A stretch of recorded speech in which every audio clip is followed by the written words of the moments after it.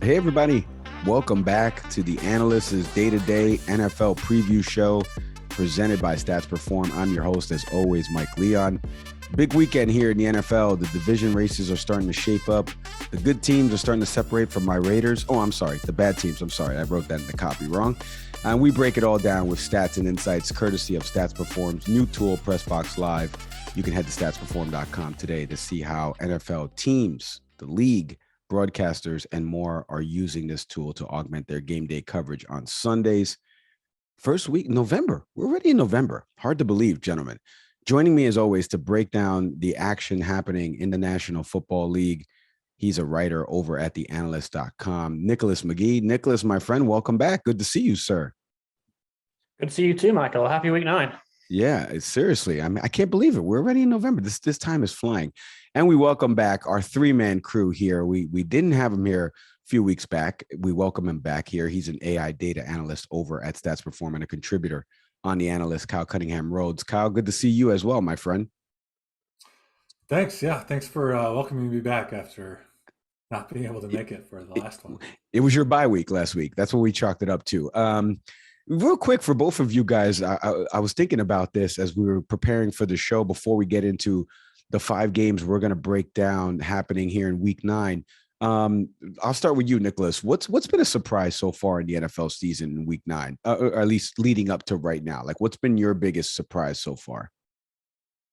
I'd go with the rise of the Geno Smith-led Seattle Seahawks. It's really been impressive how they've been able to sustain this. Obviously, Geno's had a phenomenal season that nobody really expected, but also the last couple of weeks, the defense has started playing better as well. They held the Cardinals, I think, to 9 points, and they were pretty impressive against the Giants as well this past weekend. Yeah, so that's really impressed me how well-rounded that young team has become under Pete Carroll, and he's obviously got that kind of college atmosphere going again, which he loves from his days at USC. Got the young guys in there and got them playing really hard, and it's really impressive to watch.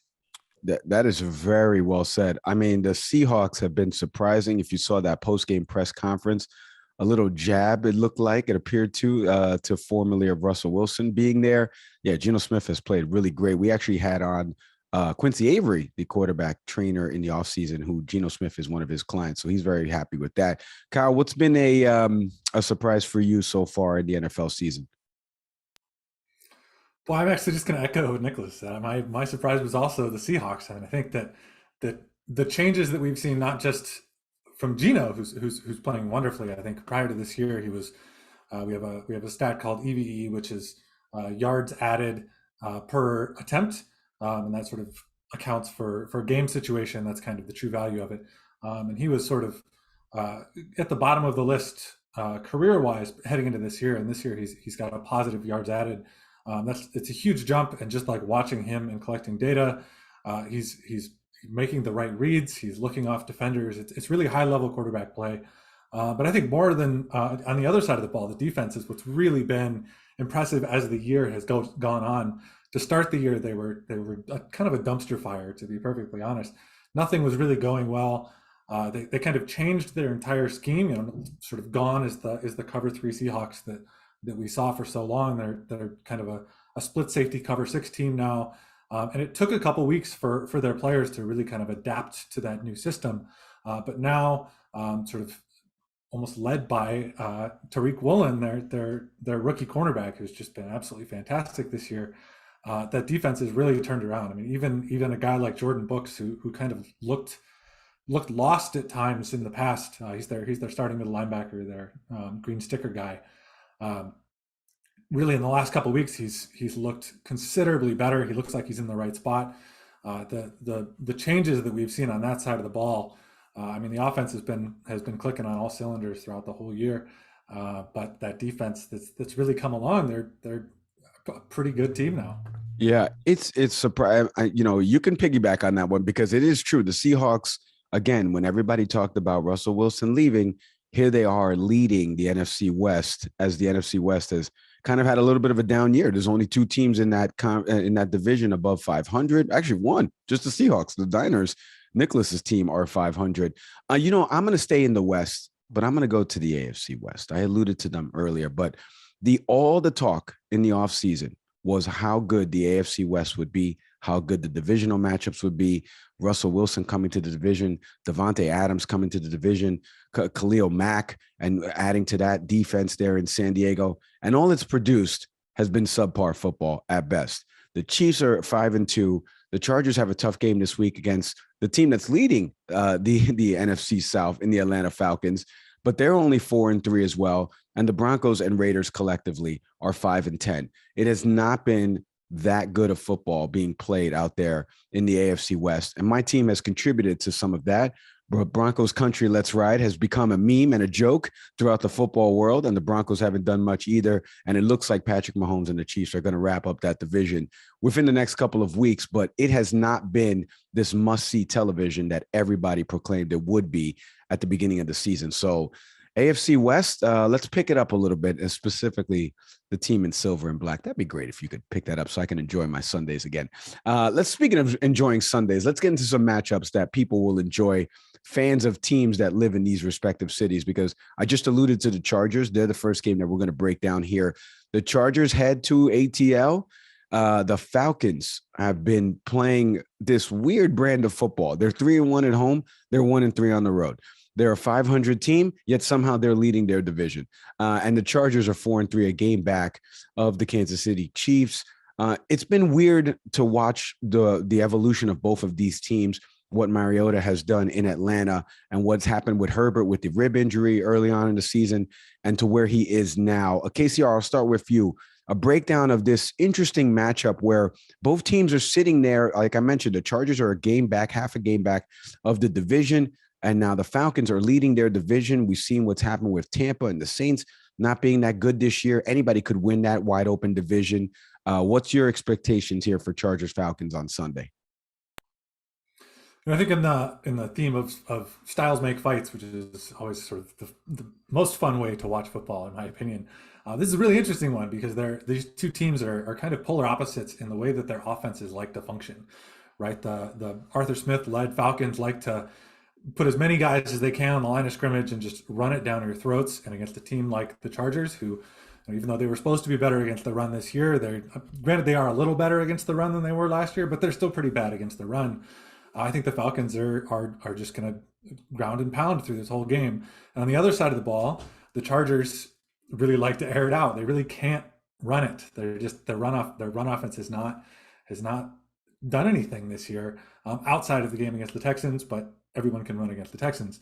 I think that the injuries at wide receiver for the Chargers are going to play a little bit of a role, but really this really banged up Falcons secondary. I'm not sure they're going to have AJ Terrell back. Casey Hayward is out for the year. Those were two pretty high quality cornerbacks, although Terrell was not playing well this year prior to his injury. That would be really useful in slowing down this passing attack.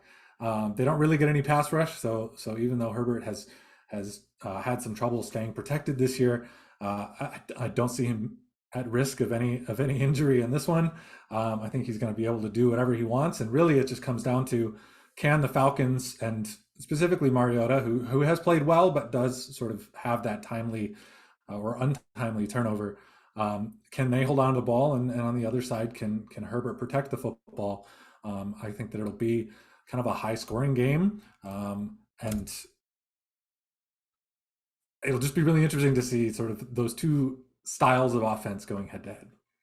Nicholas, for you, what are your expectations here with the Chargers and the Falcons, and the surprise of both of them, right? Everybody's picking the Chargers preseason to be this juggernaut to potentially overtake the Chiefs, whereas nobody really had any expectations for the Falcons, obviously getting rid of Matt Ryan and him being now benched in Indianapolis, bringing in Mariota, who was a backup under Carr with the Raiders. What are some of your expectations, or what are some of the things that people can expect to see Sunday in this matchup? Yes, the Arthur Smith thing after week one, after they lost to the Saints, like, you buried us in April and you're going to bury us again, but we'll keep coming, and he's kind of backed it up so far. Kind of piggybacking a little bit off what Kyle said, I'm just kind of interested to see if the Falcons are willing to let Mariota air it out a bit more, as he did last week. Like, he finally was allowed to kind of air it out a bit more and did it pretty well. He was 89% well thrown percentage, which measures StatForm's metric measure in accuracy. So he was about to throw more, and he threw it pretty accurately. Should have been punished for the late turnover in overtime, but the Panthers kicking woes and penalties and all that put paid to the Panthers' hopes of victory there. But as Kyle alluded to, the Chargers still aren't playing great defense. They're not good against the pass, not good against the run, and the Falcons run it well. So if they can get a balanced attack, the Falcons, can they sustain it? Can they score points against a Chargers team that should, even with the wide receiver injuries, be able to move the ball against the damaged Falcons secondary? One stat I wanted to mention here, courtesy of PressBox Live, you can head to statsperform.com today to check out this fantastic new tool. The Chargers are 6-1 in Justin Herbert's career when he goes on the road and he doesn't throw a pick. Meanwhile, the Falcons are 4-1 this season when forcing an interception. Atlanta has picked off a pass in all but one of its home games, hence 4-1 home record. Let's get into a prediction for both of you. Nicholas, back to you. Chargers, Falcons, what do you see for Sunday score-wise?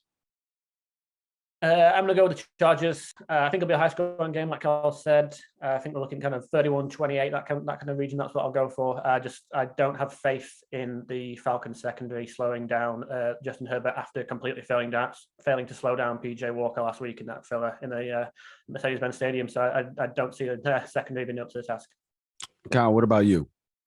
I've got the Chargers by 2, but what's getting lost in this a little bit is that it is a Young-Ho Koo revenge game. He was cut by the Chargers. The Chargers are sort of renowned for their kicking issues, so I could see a late missed field goal followed by a game winner from Koo. But we do have the Chargers winning by 2. That's a great point. A lot of people, if you don't follow Charger football, and I don't blame you, why would you? But the Chargers have had kicking woes for the last decade or so. But I'm on the Charger bandwagon as well here, at least for this game. I do think that the Charger offense cannot be slowed by Atlanta, and I don't know if Mariota can score enough points to keep up with Herbert, all things considered. So give me the Chargers as well. In a 7-point game, I'll take them in a 31-24 victory. Let's move to our second game happening there in the Meadowlands. The Bills and the Jets, to the battle for New York, right? The Bills have at times looked unbeatable this season, and then at other times they lose to a team that you're like, how did they lose that game, right? And the Jets, meanwhile, have had a resurgency here. They have 4-0 on the road, and they are 1-3 at MetLife Stadium there in East Rutherford, New Jersey. I'm sure Jet fans are losing their mind that they can't win home games, yet somehow are this amazing road team. Meanwhile, the division is up for grabs, kind of, if the Jets were to win this game. The Bills are sitting there hoping to actually put the foot on the neck and end any talk of anybody winning this AFC East outside of them. I'll start with you, Nicholas. Bills, Jets. Will we see the Jets continue the home struggles, or will the Bills somehow lose a game that they shouldn't lose on the road? What are you expecting in Sunday's matchup? I think it will be the former. I think this home struggles will continue. For me, it's just, can this Jets defense, which is actually very, very good, do enough to keep this game close, considering the considerable handicap of Zach Wilson being at quarterback. The Jets are allowing only a offensive success rate of 36.6%, which is tied for the 5th best in the NFL. They have the 4th highest pressure rate in the league at 43.3%, but they only blitz on 15% at the time. So in other words, they're getting pressure with force, so not sending the extra pass rushers. All the things that should lead itself to a successful football team if they didn't have the handicap of Zach Wilson, who just looks like a broken quarterback for me at the moment, particularly that game against the Patriots, where he's just throwing balls up for grabs for Devin McCourty to take back 40 yards the other way.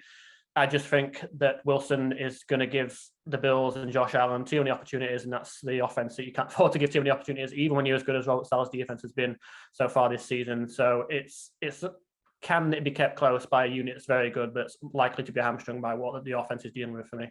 Yeah, an anomaly last week, at least if you're a Jet fan, the Patriots are coming in wounded dogs. Mac Jones was benched a few weeks prior, and somehow they could not win that game. They tried to come back late, ended up losing 22-17.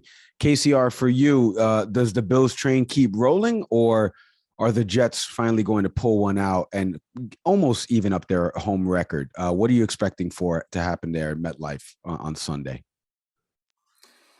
Yeah, I think the defenses are a good place to start in this game. I think that on the year, or sort of projecting forward, we have the Bills as our number 2 defense and the Jets as our number 1 defense.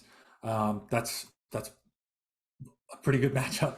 I think that the key will be sort of the defensive lines of each team. The Bills have we sort of have an aggregate metric of player skill, which looks at pass rush and run defense. And among defensive tackles, the Jets have 2 of the top 5 in John Franklin Myers, who's kind of a hybrid player. He plays on the edge and inside, and Quinnen Williams.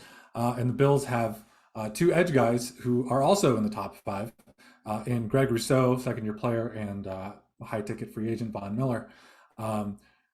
I'm not at all a fan of Zach Wilson. I think we sort of have a spread rating for quarterbacks, and Zach Wilson's is among the worst in the league. He just doesn't look like he knows what he's doing back there. And I think that the amount of pressure that the Bills can bring, I think his quarterback rating under pressure is somewhere around 14. He's just been absolutely abysmal against pressure. And I think that the Jets defense is really the only way that they can stay in this game. That big front being able to put some sort of pressure on Josh Allen, collapsing the pocket with big bodies so that he can't scramble. That's sort of a big, that would go a long way into sort of keeping Josh Allen contained. I also run the fantasy projections here at Stats Perform, and we do have Josh Allen projected for a pretty good passing day. And a lot of that just has to do with, I don't think they're going to run the ball at all against the Jets defensive line.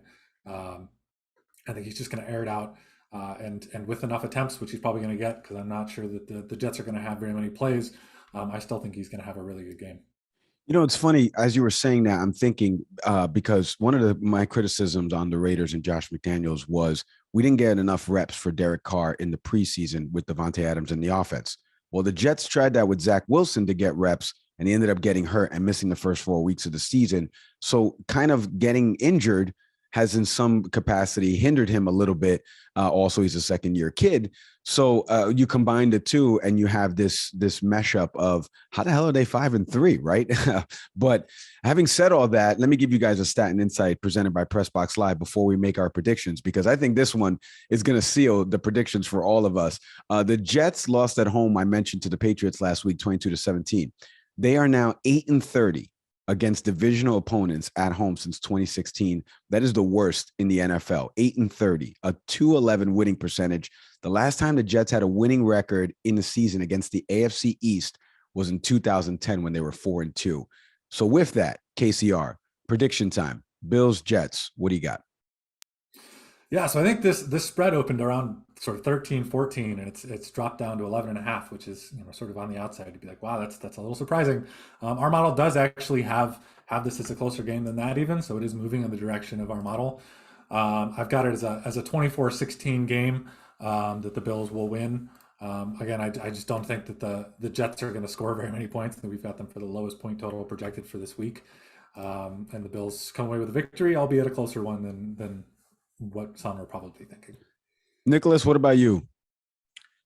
Yeah, I'll go a little bit higher. I said a while back now after they beat the Steelers that I believed in Zach Wilson. He was going to sustain this. I no longer believe in Zach Wilson. that ship has sailed. I think it's going to be quite an easy one for the Bills. I'm going 31-17 to Buffalo. I'm with you. I've been to a Bills-Jets game at MetLife. A lot of Bills fans will be there in attendance. Bills Mafia will be crushing tables. And on the field, the Bills will be crushing the Jets. I don't see the Jets being close. I got it 41-17 for the Bills. Speaking of divisional matchups, you guys both were on the Seahawk train earlier. Let's move over to the Seahawks because, like I mentioned, they are in first place right now in the NFC West, and they play the last place team in the NFC West in the Arizona Cardinals. A matchup happening there in Arizona.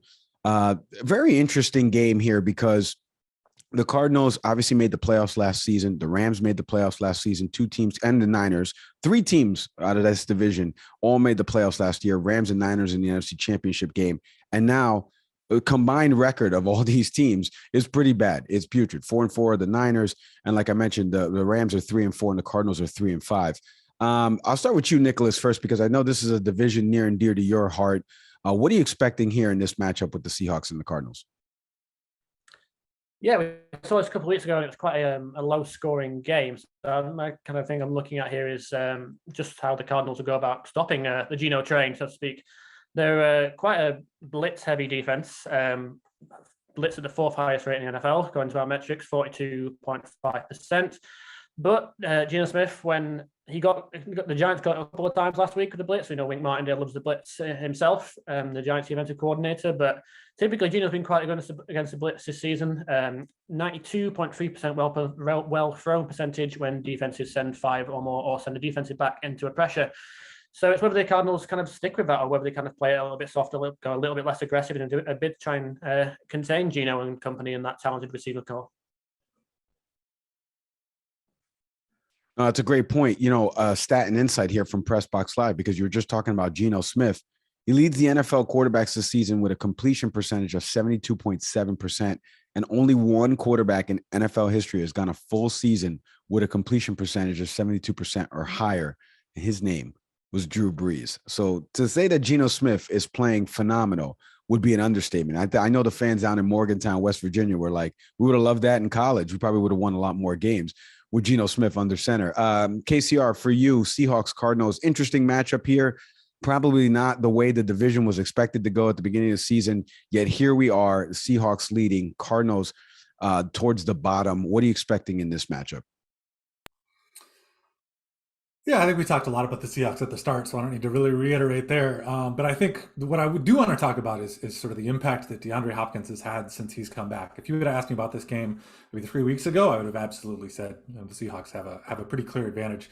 But DeAndre Hopkins really changes the way that this offense can function. Before Hopkins was back, receivers, when matched up man-to-man, so we sort of record if there's a man-to-man matchup, which player wins, the defender or the offensive player. The Cardinals were averaging about 33% win rate, which is about league average. Since Hopkins has been back against man-to-man coverage, he's had 19 matchups that we've recorded. He's won 12 of them, so that's 63% win rate. He's also just he's a massive part of their offense. We also collect a data point called read share, which looks at, rather than just looking at target share, we'll look at who is actually being read by the quarterback. So whether or not you're actually getting a target, if you're part of a route concept that the QB is reading, you are recorded as being a part of the read. Hopkins has a read share of about 54% when he's on the field. So half of all plays that he's on the field that are passing plays, he is a part of the offense. That's sort of among the sort of top guys in the league, right up there with Lamb and Adams and Hill and DK. He fundamentally changes how this offense can function. I think the big thing that I will be watching for from the Cardinals outside of Hopkins is sort of the health of their offensive line. They've had some offensive linemen out the last couple of weeks. That's been a real problem. The Seahawks don't necessarily have a big pass rush, but having their guys healthy, specifically Rodney Hudson in the center and their left tackle, that would be really, really useful for this game. Well, let's get predictions from each of you guys now on the game. KCR, I'll stay with you. What do you got score-wise? Who's winning this game in Arizona? I've got this. This is a really close one. It's an 8.05 on our watchability scale. That's pretty good. It's not among the top games, but it's pretty good. And I've got the Cardinals winning 25-24. Real close one. I do think that they can pull it out. Nicholas, what about you? Yeah, I flip-flopped on this one quite a lot, but I'm going to go with KCR to be like a last-minute decision. We saw last week that the Vikings just couldn't put the Cardinals away. Like every time it flashed upon red zone or whatever, the Cardinals had the ball with another chance to win it at the death, and they had God knows how many chances. And I just think the Cardinals have that ability, particularly when they get at home, to pull off these miracle-like wins, and I can just see that happening in this one, despite all the things that KCR's laid out there with injuries on the offensive line and a lot of things they have going against them. I can just see them having that kind of miracle finish that Kyler Murray can sometimes pull out, and getting kind of pulling himself tighter in the division race here. Give me high score in 28-25. Well, you talk about miracle endings. I mean, we all know what the Cardinals did in week 2. We'll leave it there. But also, the Cardinals have been an anomaly at home because they're 1-3 at home, yet they've produced some incredible games over the last few years in the Kyler Murray era. I will stay with the Cardinals as well, too. I don't know, even though we've given so much stats and attention on Geno Smith, completion percentage, and how well he's played, I think none of us trust Geno Smith on the road in a true road game. And I don't know if I speak for you guys, but give me the Cardinals in a very close game. I do think it is a close game, but I trust Kyler Murray a little bit more than I trust Geno Smith, even though he's had a phenomenal year out there in Seattle. Let's move to what is potentially the game of the day, at least records wise, between these two teams. The Titans head to Kansas City to take on the Chiefs. Both teams 5-2 right now. Both teams sitting atop their divisions. Very interesting matchup here because I'm not sure if Ryan Tannehill will be playing. Malik Willis is potentially going to be playing as well. The Chiefs are coming off their bye where they just beat the Niners a few weeks back. Sorry, Nicholas, to put more salt on the wound there. But the Chiefs are now looking to expand their lead here, especially if the Chargers lose to the Falcons, the first matchup that we previewed on this show. I'll start with you, Nicholas. What are you expecting for in Titans Chiefs here? Because it's been interesting. The AFC South is really down, and the Titans have been able to put a little bit of a stranglehold on it. And I mentioned the AFC West at the beginning of the show and how down the bottom of the division is with Denver and Las Vegas. And both teams are pretty much on cruise control, but especially if they win this game. What are you expecting for in this matchup in KC? Yeah, the Titans have kind of given the Chiefs trouble over the years. We saw in the AFC Championship game a couple of seasons ago. They had a lead and they beat them in Tennessee in the past. They can kind of punch them in the mouth a little bit and get them on the back foot. It's how do you keep pace with the Chiefs? And the Titans might have a formula if Derrick Henry is what he was last week, which was an absolute behemoth, by our numbers, 3.1 yards after contact and 5.84 yards per carry on runs where there was a disruption by a defender, which is absolutely insane. With the caveat that KCR pointed out earlier that anybody coming against the Texans, but the Chiefs are allowing a run success rate of 44.6, which is the worst in the NFL. So there is potentially a formula there. Having said all that, we alluded to the fact that I picked the Niners to beat the Chiefs a couple of weeks ago and could not have been more wrong. And Patrick Mahomes produced one of the most sensational performances of the season when you dig into that deeper. It's absolutely insane to watch. An incredible offense when it's operating on that kind of level. So it's just whether they're a team that's as run heavy as the Titans are. I assume Ryan Tannehill will be back this week and it won't be Malik Willis, but whether they have that formula to kind of punch him in the mouth again and make it a close game. Yeah, it'll be interesting. A quick stat and insight presented by PressBox Live. This is just on the Chiefs offense. Since Patrick Mahomes' first full season as a starter back in 2018, Kansas City has scored at least 33 points or more 30 times. That's 5 more than anybody else in the league. And the Chiefs are 27-3 in those games, 27-3. I don't know how the Titans keep up with them offensively. Again, time of possession used to be a big thing in the NFL. Unless it's 50-10, I don't see how the Chiefs, and the Chiefs could still score 30 points in that 10 minutes. KCR, what are you looking forward to in this matchup? What can people expect Sunday in Titans Chiefs? Yeah, going into this game, we've just been such a huge, for good reason, huge fan of the Chiefs data-wise for forever. Since Mahomes has really sort of come out of his shell that first year that he was the starter. And then we plugged this game in and it was closer than we thought it was going to be. And I think kind of the big thing that the more that I dug, the more that I saw was really that Titans run offense. And their offensive line has gone through some changes this year. They lost Roger Saffold, who's now a Bill. Taylor Lewan is out for the year, the left tackle and left guard, both of those.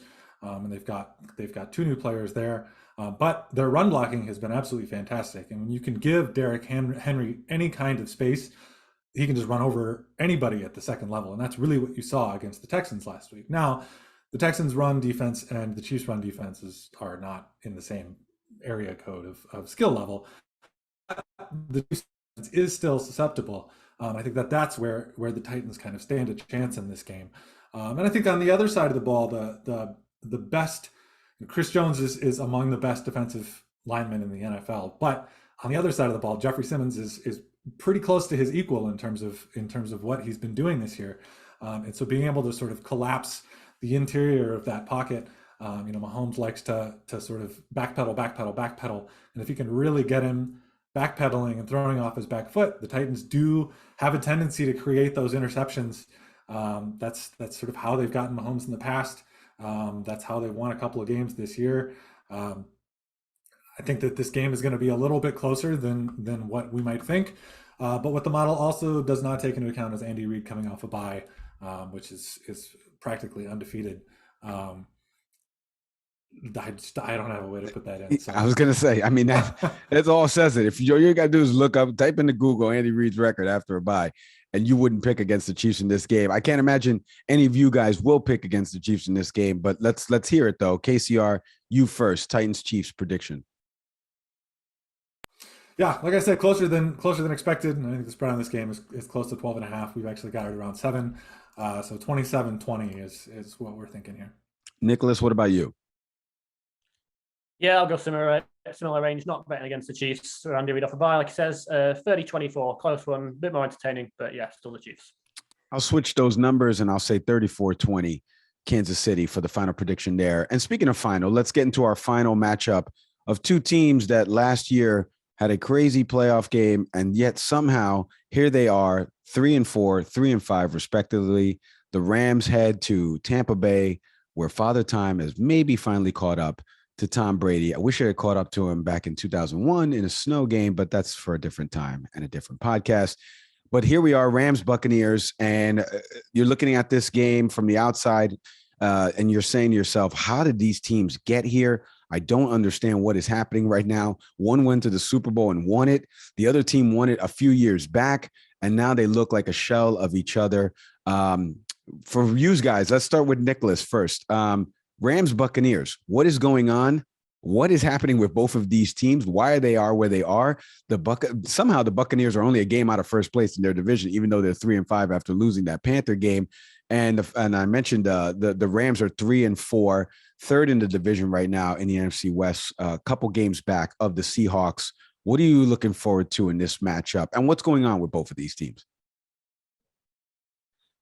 Wow, that's a tough question to answer. I think with the Rams, well, first of all, I had a great time last Sunday. That second half was one of the best days of the year, one of the best nights of the year. I had a great time watching that. That was brilliant. But yeah, they're running the Jared Goff offense at this point with Matthew Stafford. Last week it was first half against the Niners, success with the screen game. It was screen after screen after screen after screen, and the Niners weren't really doing anything wrong. It was just kind of well executed by the Rams, and they were getting well filled with screen passes and the occasional shot downfield to Cooper Kupp, and they got a mismatch on him. And then the Niners stopped that early in the third quarter, and they didn't have an answer. They had zero counterpunch. Not much out of Kupp and the occasional completion to Allen Robinson, and then when he completed the pass to him, he gave away a penalty for taunting, so put themselves in a hole. And Stafford, it was just he averaged 4.7 shift from last year, and it's a short passing game when they get the ball out quickly, and which is what they were doing with Jared Goff a couple of years ago, and they just don't have an answer. One team, the Niners took that away, and I don't see how that gets any better. I wish I had more of an insight into what's going on with Tom Brady. But when you see the shots on the sideline and the stacks of Microsoft Surfaces that are broken, but I did kind of see some glint of a flash of it being a little bit better against the Ravens, at least in the first half. But yeah, I would tend to lean Bucs. I think they just have that little bit more in terms of talent. I think they can take away. I don't think anybody can take away at the minute what the Rams are doing. The Panthers did it for long enough when they played them before the bye. So I have a little bit more hope for Tampa Bay just because in terms of talent they've got there. I tend to think that Brady with Godwin and Mike Evans would just be able to figure it out, but I don't know how the Rams do that. Yeah, I don't know what's going on with either of these teams. KCR, maybe you can shed some more like the Watson to the Sherlock Holmes here. Tell us a little bit about Rams Bucs. What are you expecting in this matchup, and what's going on with both of these teams? Why are they both under 500? It starts on the offensive line for both teams. The Rams have, we've talked about this a little bit on some of these previews, but the way that McVay likes to run his offense is those long developing plays where the offensive line keeps the quarterback upright for a long enough time for those crossers down the field to actually come to completion. When you can't do that, it really eliminates basically the fundamental principles of the entire offense. So what you're seeing now is all of these quick screens and these quick passes, which is really not what Stafford is good at either. He's a guy who likes to push the ball down the field. He has touch down the field. He can make time in the pocket, but if the pocket is completely collapsing, he can't create any time at all. The saving grace for them in this game is that unfortunately the Bucs did lose Shaq Barrett for the year in the Thursday Night Football game. He was their best pass rusher. They do have sort of a cavalcade of other pass rushers who will come in, but nobody really to Shaq Barrett's skill level. So they aren't going to see as much pressure as what they have seen specifically against the 49ers and that vaunted pass rush on that team. And on the Bucs, it's really the same deal, right? Ryan Jensen out for the year, or out for most of the year. In the preseason, he was their starting center. He's sort of the signal caller of the offense, or at least of the offensive line. The left guard, Ali Marpet, retiring at the end of last year. The replacements that they've had in there have certainly not been up to Ali Marpet levels. The rest of the line has actually been okay, but they also are a team that sort of historically for Tom Brady, having some sort of running game has been so integral to what he does, right? Those images of the quick play action from under center, quick turnaround and hitting Gronk, running a seam route up the middle for 25 yards. That's a couple plays a game that they just cannot do anymore, because that relies on the linebackers biting on the run. And if you aren't getting any push at all, the linebackers don't have to jump. They can sort of stay back and cover those receivers. We've got this as the second worst offensive line, defensive line matchup of the week in the run game in terms of the Bucs running game. So we don't really see them getting that going this week. I think it's going to be kind of a slog. There's a lot of talent on the skill player positions for both teams, but the sort of surrounding cast and specifically the offensive lines is what's going to sort of hold these offenses back. Well, before we make a prediction, a final stat and insight here from PressBox Live, including the Rams' win last season in the divisional round. I mentioned the crazy playoff game. The Rams are 9-1 in their last 10 games against the Buccaneers, including a 5-0 mark in Tampa. It's just the sixth time in franchise history that they have won 5 straight road games against a single opponent in either the regular or postseason combined. A telling stat. And with that telling stat, let's see if anybody actually takes the Buccaneers in this game. Nicholas, I'll start with you first. Rams Bucs prediction score-wise. Yeah, I'm going to do it for you. I'm going to take Tampa Bay. I'm just going with Brady to figure this out over whatever it is the Rams have going on with that offense. I just don't see it getting any better based off the evidence of last weekend when they had the bye to prepare for the Niners and just barely looked any worse in the second half. I think the Bucs will figure it out eventually. Give me this in a low-scoring one. I'll go 17-14. All right. So the announcer jinx potentially. I just gave that stat, right? 5-0. And then that means obviously the Buccaneers will win and it'll be a 5-1 record. KCR, what about you? Rams Bucs score wise? Yeah, I think the Cooper Kupp injury is one that I'll be sort of watching for as the week progresses. He sort of came up lame on one of their last plays of the game. But I also have the Bucs in this one. I've got them 24-19 victory. I'm going to sort of echo what Nicholas just said. I see the Bucs as being closer to having sort of fixed their issues than the Rams and the real problems that they've got. Yeah, you know, the Rams are 1-1 on the road this year. Obviously, they lost that game in San Francisco. 2-3 at home. The Buccaneers have not been very good at home this year. But I'm with you guys, right? At some point, you have to trust that Tom Brady will at least right this ship, realizing that the division is still not lost. The Falcons are only a game up. I'll take Tampa Bay as well in a close game. So we're all going to buck the trend of that phenomenal stat and insight that we gave you. And speaking of phenomenal stat and insights, you can check out all the work that Nicholas and Kyle do over at theanalyst.com. And you find out more information about Stats Perform's new tool called PressBox Live. You can head to statsperform.com today to find out how NFL teams, the league itself, and broadcasters are utilizing this amazing tool with all the stats and insights and data that you see that we display here on this show. My thank yous to Nicholas McGee, a writer over at The Analyst, KCR. You can check out his work at The Analyst, also a AI data analyst, say that 3 times fast, over at Stats Perform. My thank yous to both of you. Week 9 in the National Football League. We hope you enjoy all the games on Sunday.